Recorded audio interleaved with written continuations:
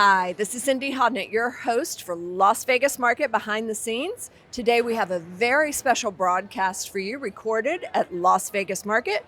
We hope you enjoy it.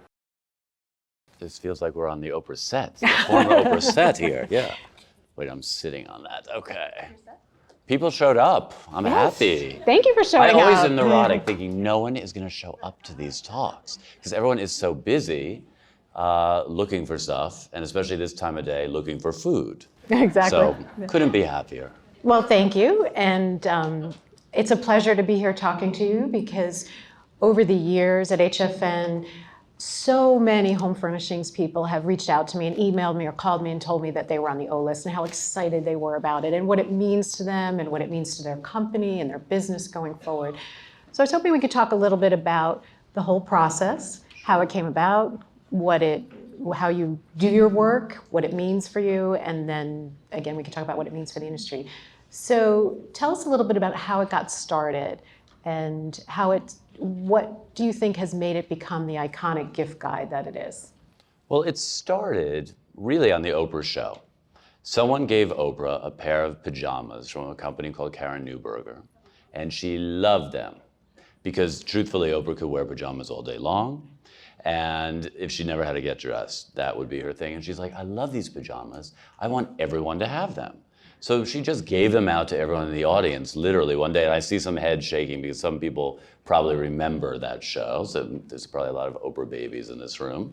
And she gave them away and people went crazy for that. And then one of the executive producers had this idea, well, what if we do a whole show of giving stuff away? So it really started there on the Oprah show, the whole notion, with a pair of pajamas. And it has then morphed into the beast that it really is, and even like Saturday Night Live has done very hilarious skits on it. Really? Oh, I have to look that up. Because it was, when she gives things away, especially on the television show, people were surprised. They just thought they were coming for, a lovely hour talk conversation on teachers or saving the children of some part of the world. And then next thing you know, the curtain opens up and it's like favorite things and heads explode. So on Saturday Night Live, they had like literally heads explode, turkeys coming from all over the place. But they would, on the television show, when there was the show, they actually did have paramedics in the back room. Seriously? Because people would start to hyperventilate. Yeah. Wow. Yeah. That's awesome. Yeah. Well, and then the awesome. show, when Oprah retired from the show, and after 25 years, the magazine took over favorite things. And when the magazine was launched, Oprah always wanted to have dedicated pages monthly called the O list, which are her personal picks. And then at the end of the year, you have the mother holiday of list, all the mothers. mega yes. list, right? The mega list, yes. So tell us a little bit about how you go about compiling the list. When do you start? How do you find the products? What are you looking for when you're at markets? I know you go to all the markets. We go to all the markets, and I find the markets most beneficial really for us because you can see everything and at all price points in all categories. Right. Especially here at this market, it's across all especially categories. this market, and this is our first time covering the Vegas market for the magazine, and we found a lot of really great things in Building C. So we were happy to be here. But we look year round. I will say we're always looking. Right, because you're looking now. We have the right? monthly pages. Sure. But then there are certain things that bubble to the top who are like, do we want to put this in July or should we save it for Christmas? So then we just sort of throw those things in a file on the side, and we're really always looking. And part of the beauty of the list is also that we work with vendors to create special pieces. So that takes some time too. Do you mean like exclusive pieces? Exclusive pieces okay. or exclusive packaging, or like many times we see things that it's a germ of a fabulous idea. So you work with them? We work with them to sort of bring it to Oprah standards, so to speak.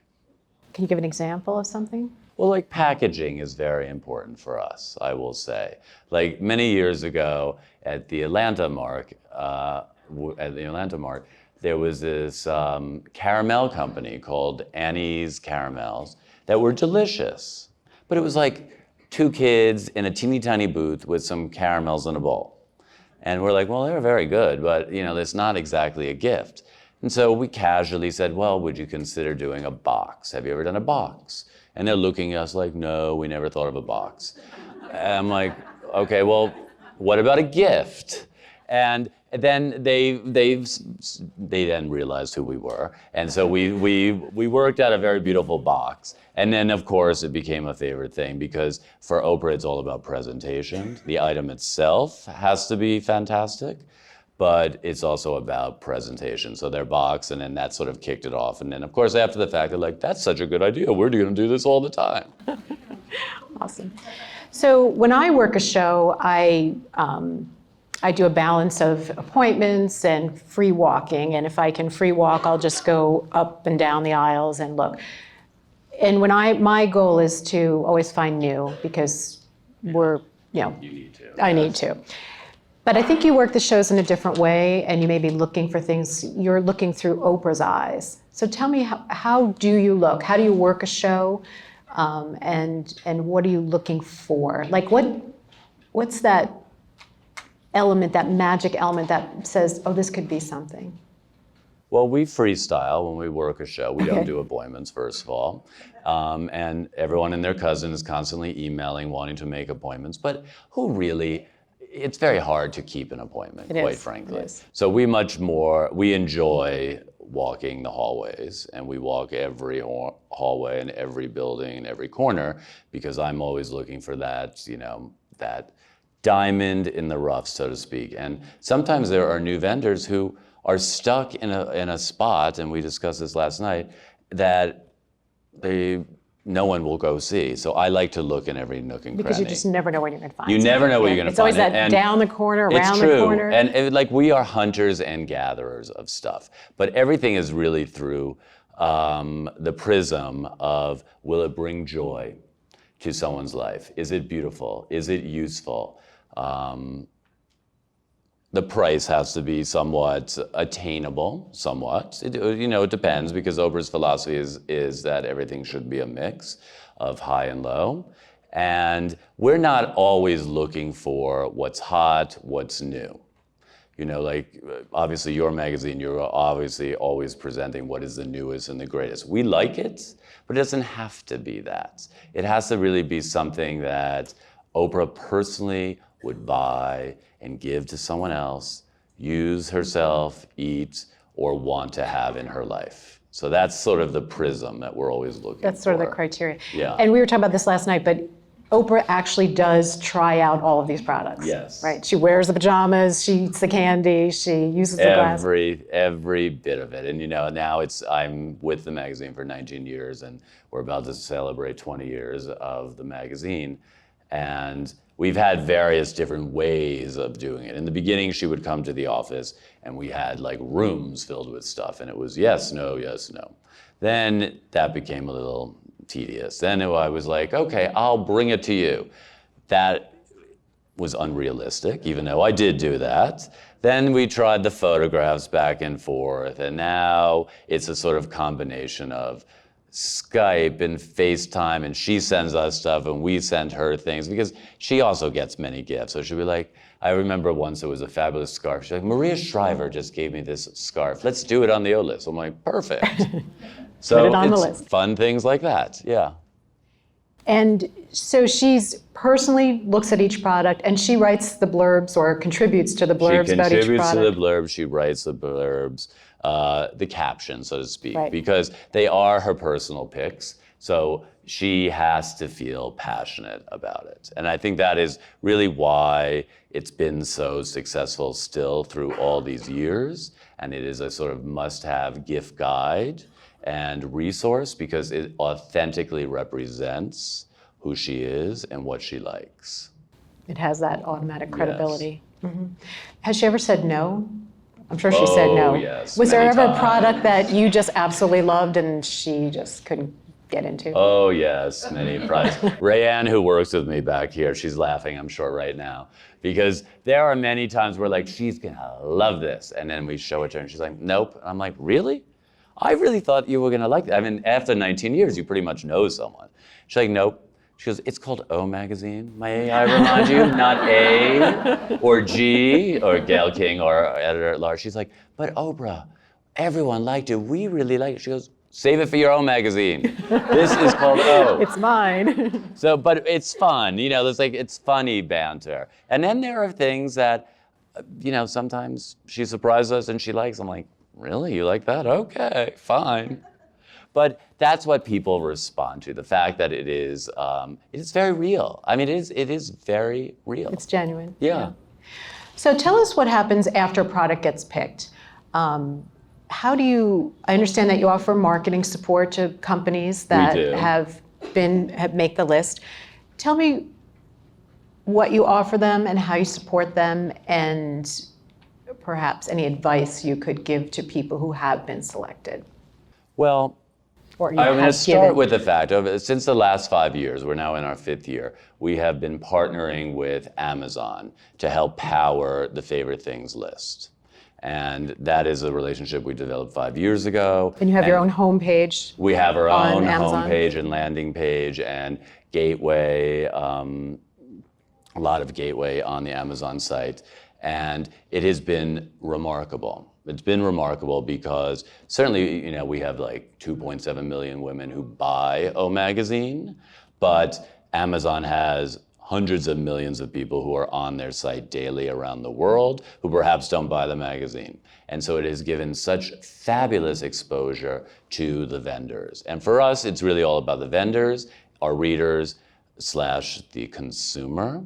So that's been a wonderful experience. However, not everyone that gets that we pick has ever been on Amazon, or they've been afraid to be on Amazon, or don't want to be on Amazon. So that is a whole process of onboarding that we work very closely with our Amazon people and the vendors. And we ask people really upfront, when we're considering people for favorite things, we do ask them now, will you consider selling through Amazon? Or are you already on Amazon? Or are you capable of fulfilling? Or are you really capable of fulfilling?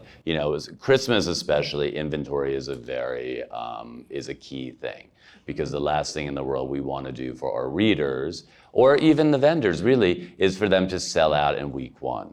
And that happens. And it's disappointing. And I always look at it that, being in the magazine and being on this list is valuable real estate. And there are literally thousands of people that we look at, and anywhere from 85 to 100, depending on the year, make it. So if you are someone that makes a list, you have to really be able to fulfill the orders. So we work with them on that. We give some sense of statistics in terms of, well, in the past, soaps have done like this, or pajamas have done this, or pillows have done this. So we do work with them. Mm-hmm. Yeah. And give them all the feedback and we information give them all that need. kind of feedback, and we have them talk to an Amazon person. And we have dedicated Amazon people too. So anyone in this room that is scared of Amazon or have had bizarre experiences, which has happened, we have people that are dedicated just to favorite things during that selling period. So in terms of the products that you've selected over the years, it's been almost 20 years and you've seen a lot of products. You've seen a wide range of products. Can you tell us how the list has evolved and changed over the years, or has it been pretty much the same? I have to say, a lot of it is really pretty much the same. We know Oprah loves a big tote. So there's always going to be some kind of tote, a big carry-all or something to that effect. We know there are certain food items that she really likes. I know that she likes, even when it comes to, she loves bathing. She could never decide if she prefers bathing or sleeping, which is her favorite thing. So PJs are always going to make it in. They always have to feel like a second skin, so that we're looking for the softest fabric out there. It has to have sizing from petite to plus and everything in between, because we are a magazine that caters to everybody. We are multi-generational, so we like to take that into consideration. So there are key things, but like soap, for example, I'll never forget, the first year I was there, we showed her a bar of soap that looked very pretty. We all think it's a bar of soap. Is this a real bar of soap, or is this something that you get at a hotel? I go, No, this is a bar of soap. I like a bar of soap. Come to my house. Let me show you how I live. So, and that was very useful. But like, she likes a big bar of soap. She likes how it feels in her hand. So there are some regular things. And then through the years, as trends come and go, as her personal taste has changed and her lifestyle has changed, some things sort of fall to the wayside, don't mean as much, and then there are new things that mean more to her. And in terms of home furnishings or home decor, do you have some more examples of certain products that she's really attracted to? Sheets and pillows. Pardon I will I'm say the detecting sleep a things. theme We're here. going back to the bedding kind of thing for sure. Towels, for sure. Towels are fabulous. But like on the list, we're really not doing a lot of furniture per se. We're doing more sort of decorative items, vases that hold big bunches of flowers. Not a vase that holds just one beautiful tulip, and we all know what that look is. That is also not her look. Her look is abundant. So that is really our thing. It has to feel lush. It has to feel abundant. Colorful is always key. Has to jump off the page. Yeah. Can you give some more examples of products that have taken off that you feel that you've kind of built the brand for?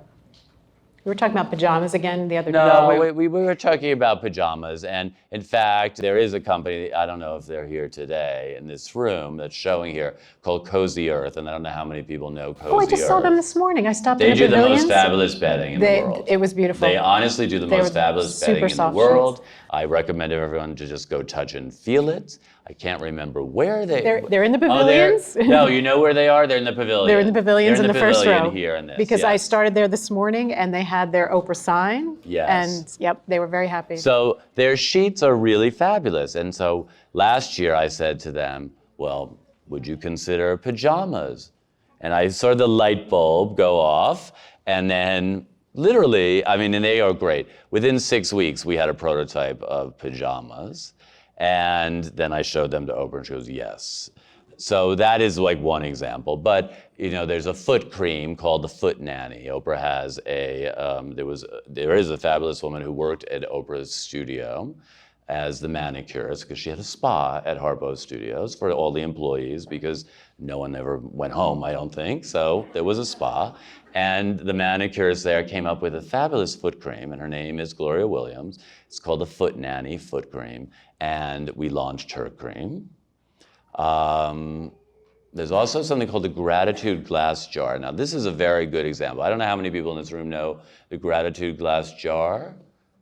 You do, I see a few people there. We first met them in the New York Now, and she came, I think, from Australia, actually, and she was in not a fabulous spot, kind of a crummy area that most people don't even walk those halls. We did, and the moment we saw this, we're like, oh, this is a really good idea. And we showed it to Oprah, and that was like sort of a brand new idea for us, and her business started that way.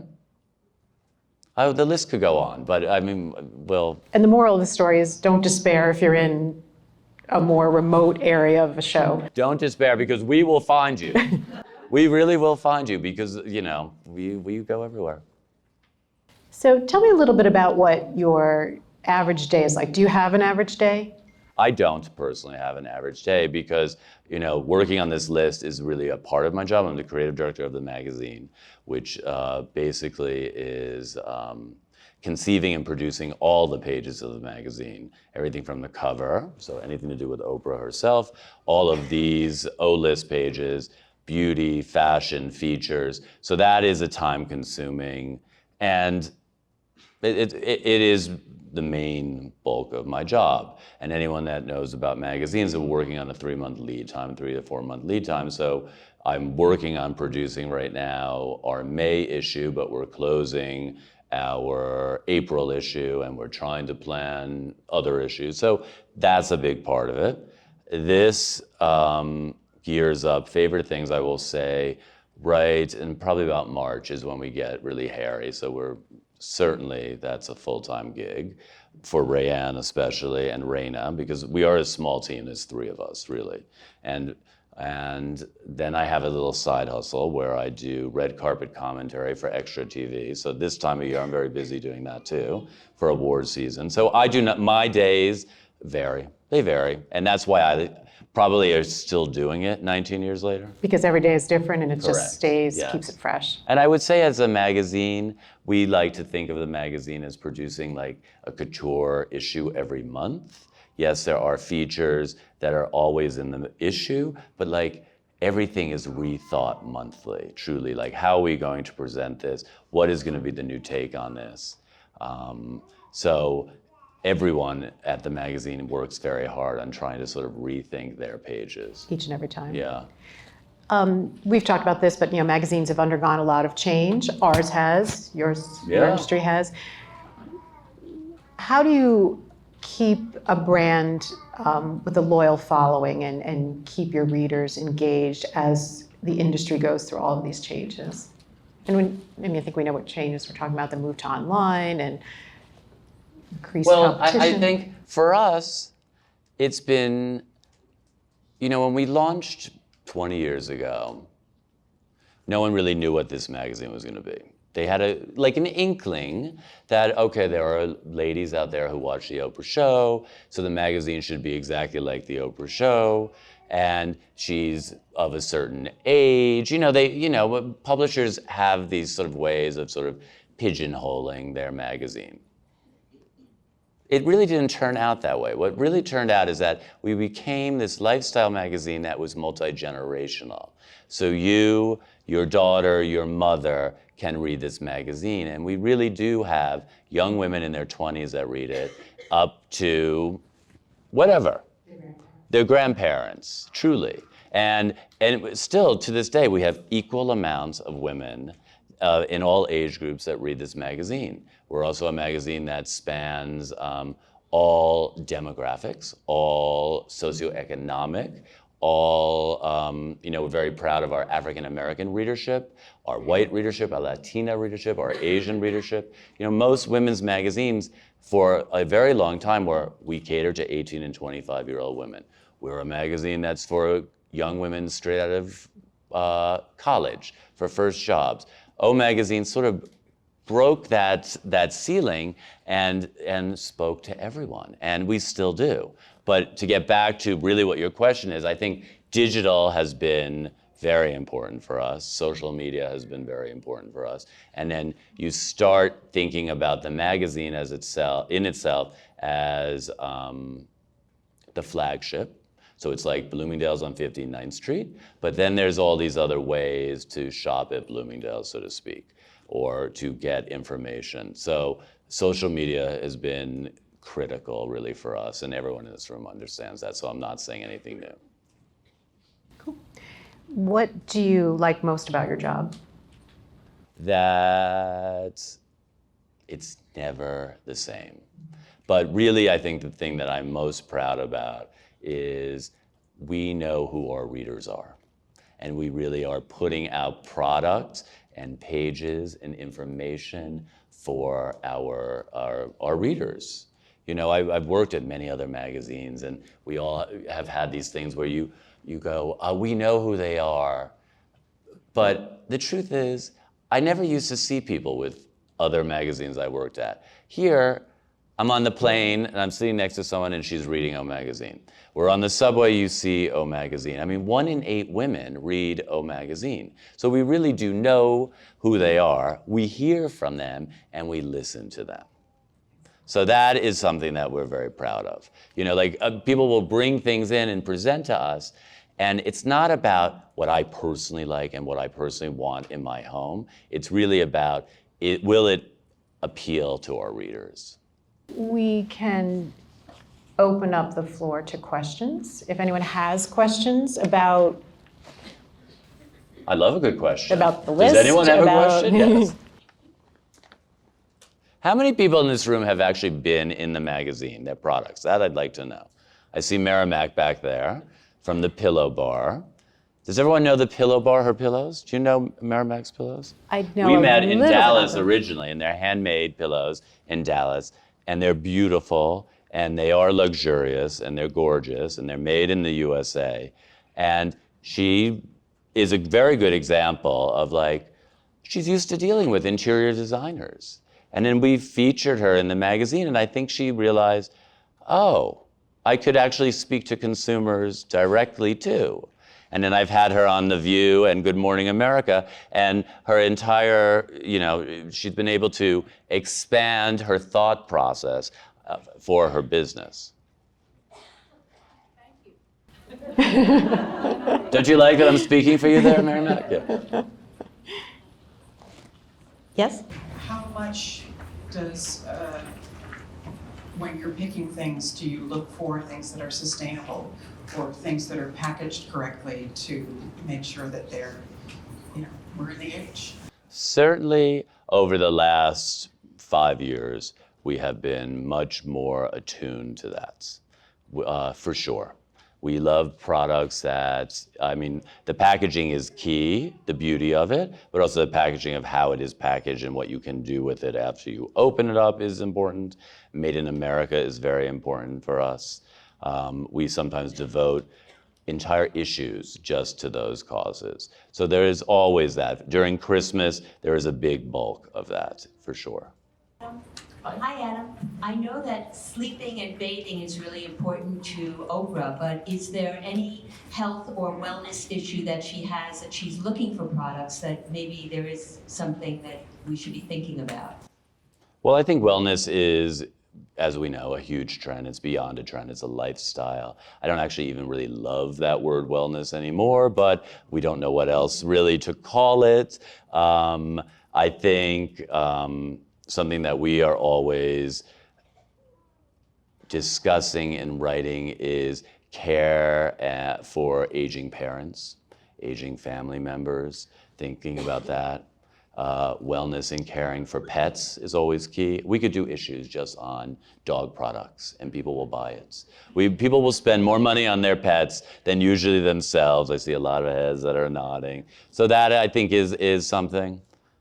Yes, but we have to be very careful, and we would like to vet things to a certain extent. We really don't want to just feature, when you're in the sort of health and wellness world, you have to be very careful because truthfully, everything that's in this magazine is an Oprah pick, and we don't want to put her in any kind of situation with things that perhaps are a little questionable. That leads me to ask you about your take on all the CBD products that are out there.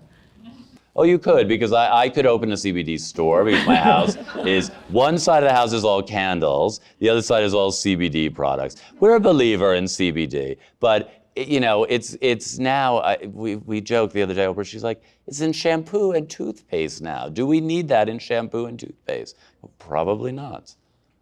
Any products that have yet caught your eye at this week's market? There have, but I'm not going to tell you what they are because we like to keep them a secret. Under wraps. Under wraps, You'll yes. have to buy the December issue. Yes, because even Rayanne laughs at me because I like to post and do my Insta stories. And she's like, don't post that. We like that. I go, but I want to post it. But we try not to do that because people do, other editors, and we are competitive, yes, will try to get it from us before we do it. Fair enough. Yeah. Hi, my name is Susan, and I'm from Vancouver, Canada, and I love the Oprah magazine. I can't promise I've seen every issue, but I wonder, would she ever dedicate an issue to interior design? I work as an art consultant. I work with a lot of the psychology and branding, how positive it can affect your life, how design actually influences 91% of our decisions, and how we feel in our homes and our lives. Do you think she would ever, maybe I missed it, but would she ever dedicate the importance of what all these amazing professionals do to bring beauty and care and love and joy into lives in dark places where it's so needed? Well, we have done it, and at one point we had a home magazine called Oh at Home for 5 years, and then a little or a big thing called the recession hit. And as you all know, suddenly there was no more advertising in the home arena. So we decided, okay, we were going to just sort of let that go to the side. And that is how we devote, that's really what we did in the home magazine. But since then, every few years we do a home special. Also, by the way, you should meet Barbara up here from Arizona because she designs homes with a holistic notion in mind. Wave, Barbara, you need to know each other, yes. Hi, how important is Made in America when you find products? It's important. We like it. I find it very important. But also Made in America is one of these kinds of things that's like, is it really made in America? Is it assembled in America? Is the material grown in America? So there are varying degrees of that, and we're open to all of it, but it is important. Our readers find it important, so do we. Do you ever get product fatigue? Because I know we, are scouring the markets and the buildings, and after a while, sometimes you're just exhausted from looking at product. Do you ever get product fatigue, and do you have any tips to share to not, and is there something that is that it factor that kind of snaps you out of it that you notice a new vendor? Yes, we get product fatigue. Everyone in this room gets product fatigue. And that's part of the reason why we like to carve out as many days as possible at market, because we know that we will hit a wall at some point. Like just the other day at 4 o'clock, I literally looked at Ray and I said, I cannot look at another thing. I do not know what I'm looking at. And I know we're in a showroom that it means a lot to us and will be important, but my eyes are glazing over. So let's leave immediately. Yeah, you never want to be, that puts the vendor in an unfair position, like when Exactly. you're glazed over, yeah. Exactly, but we like to carve enough time out. That's, really it. That's been awesome, by the way. Just a quick question. I think, right now you have, because of the magazine and because you have a very broad audience, as you described, I think you have sort of the grace of having to look at everything and not having to sort of narrow. But a lot of us have to sort of go into a market and curate. And I think whether it's as an artistic director or working on those favorite things, you're a curator at your core. What do you go, how would you recommend any of us narrow going into market? Because like his last question, you're exposed to so much that sometimes you can just go blurry after aisle one. So what questions would you say you have to ask yourself when you're going in to help you focus on curating the right things? Well, I think first you have to be very honest with who is your audience. Can she or he understand that product? And, so we always go back to, is this right for us? Is this right for Our Lady? So I think that is a key thing. I think you have to take yourself out of the equation, unless the story is all about you. And in some cases, that really does work for some retailers. And I think telling stories with product is key, and shaking it up with every month on the selling floor is key. Do you visit retailers and just... I do. You do? I do. I get a lot of inspiration. And we sometimes find products at retailers too. We're looking everywhere. Everywhere all the time. We really are looking everywhere. But there's a wonderful store in New York called Story. I don't know how many people know Story or Rachel who and her sister who started it. But their whole thing was really more or less thinking like magazine editors and bringing that to life every 6 weeks in their store that changed their story. Then Macy's ended up buying them, and now they do it in all Macy's, which is great because that experience and the idea of some experiential moment happening is, I think, something that attracts people these days. There's a fabulous store called Camp now that is devoted to children. Yeah. That again is like part play and mostly shopping, but you don't even realize that you're shopping because your kids are playing and eating and doing. But you have to go through the magic door. Which is, I love a magic door. Yes. I have a boutique, but I also come from a charity space in Canada as well. And I'd like to chat with you about the engagement of cause marketing and how charities that align themselves with products and what models you think are working really well in that space. Does that make sense? Oh, it makes a lot of sense. I have to say, I think cause marketing, all of it is wonderful and great, but I do question, do the consumers care all the time?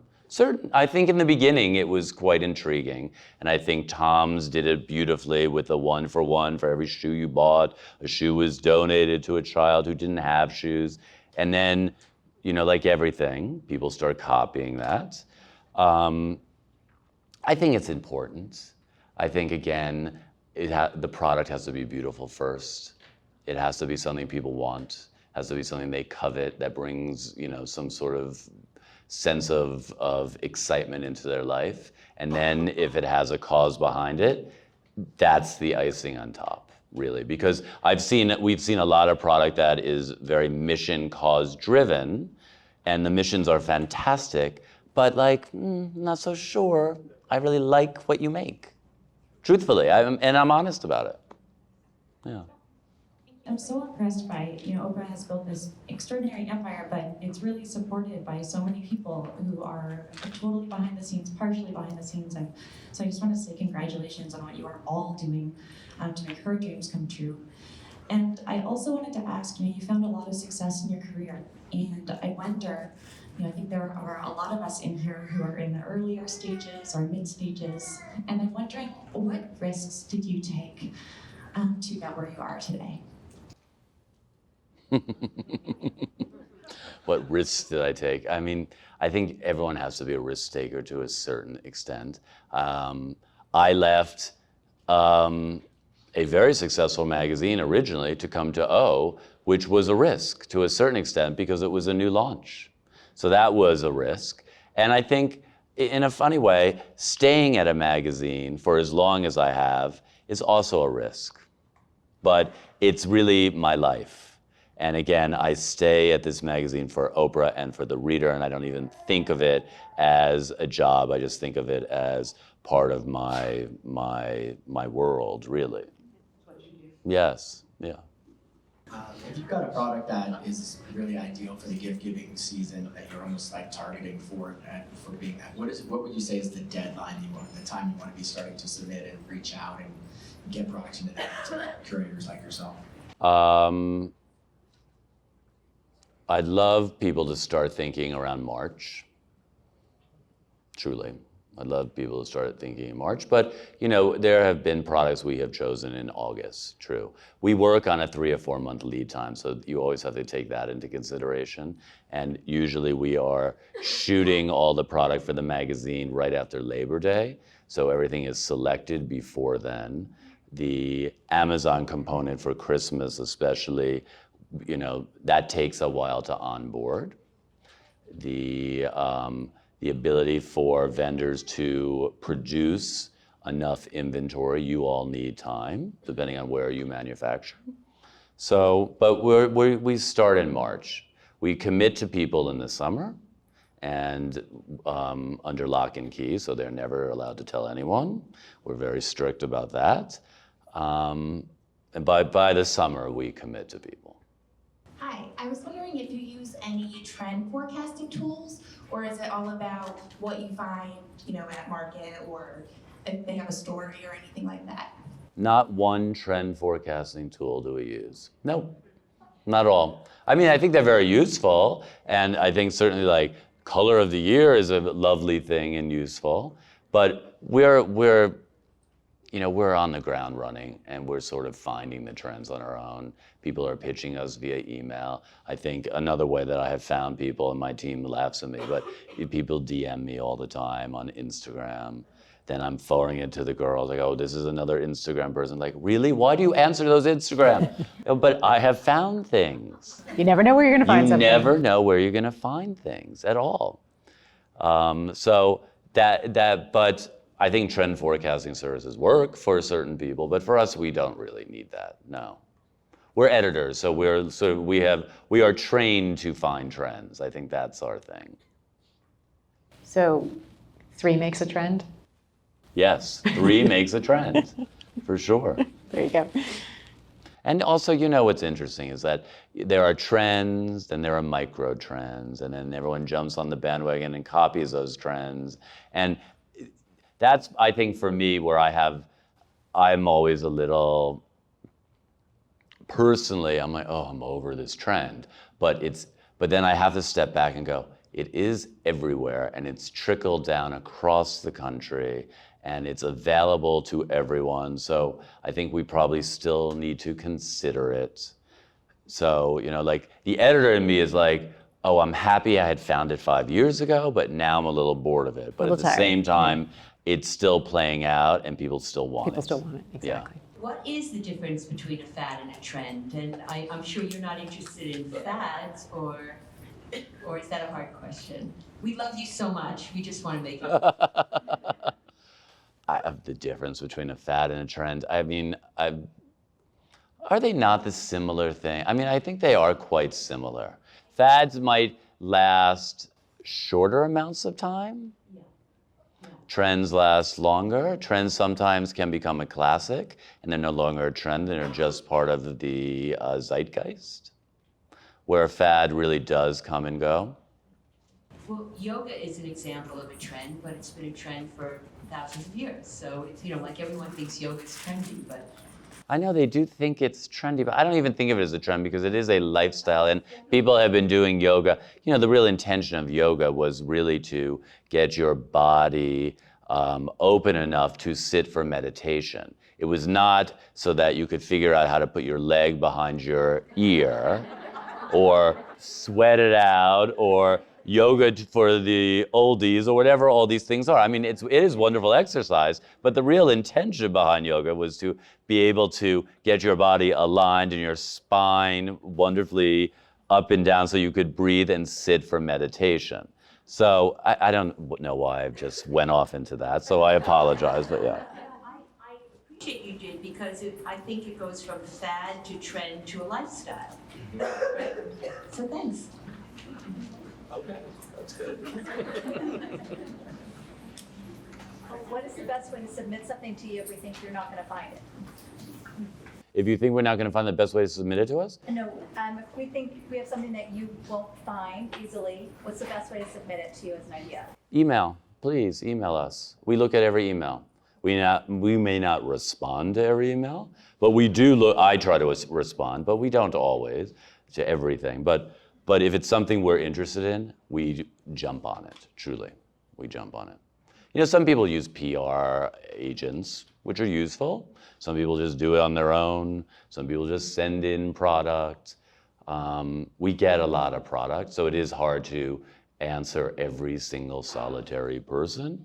But there are times that we have to have a real conversation with someone and say, are you really a business yet? I know this is an idea, and it might be a good idea, but are you just looking for us to put it in the magazine so that you can become a business, or are you really a business?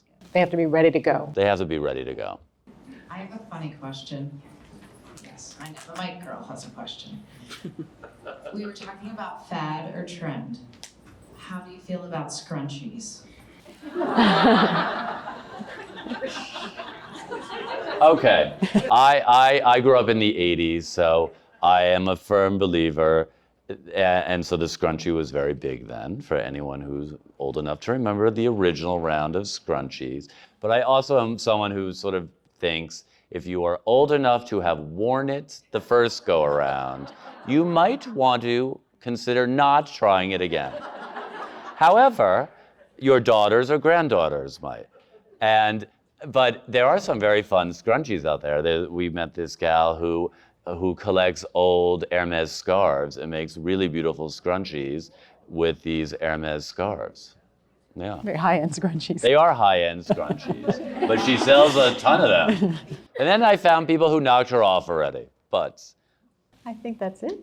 Thank you so much, Adam. Thank you. And thank you all for taking an hour out of your schedule to do this.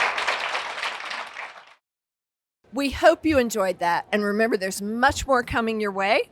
Follow us on YouTube or wherever you listen to your favorite podcast. And don't forget, there's always something exciting happening at Market.